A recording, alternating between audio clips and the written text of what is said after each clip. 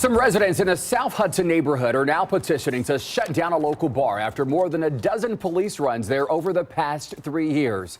Thanks for joining us tonight at 5. I'm Andrew Kinsey. And I'm Yolanda Harris. Now, residents who live near Jack's Corner Pub on Summit Street say they are fed up with increasing noise and violence. 10 TV's Ashley Bornanson live outside the bar now. Ashley, what is the community saying and how's the bar responding? Andrew, Yolanda, we've been out in the South Hudson neighborhood all day, and we've spoke with several residents and business owners who tell us they are tired of their lives being disrupted. Residents have reported multiple shootings and late night debauchery and tell me it's all coming from Jack's Corner Pub. The bar owner also responding, saying he too wants this to end.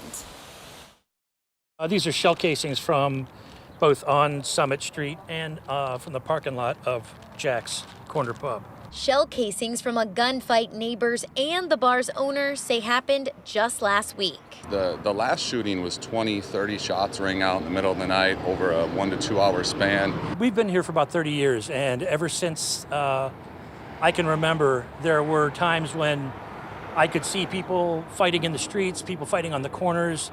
I watched a man die in the middle of the street. Pat, a resident in the neighborhood who asked us not to use his last name for his own safety, says this isn't uncommon in the South Hudson neighborhood. Fights with 2x4s, fights with guns, multiple.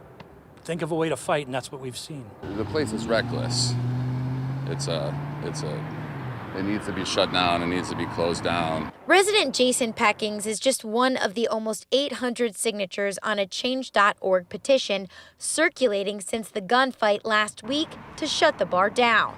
But bar owner Roy Walls tells us he also wants the violence to end. I'm upset about it too. You don't want that going on in the community. You don't want no one to get hurt. Walls says the bar is now closing at 1 a.m. instead of 2:30 a.m.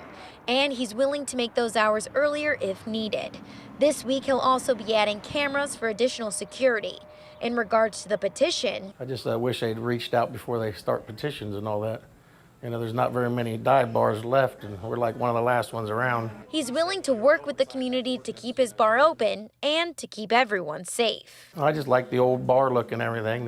It's like a Cheers, like everyone knows everybody by name during the day. It's just a good, like, family neighborhood bar.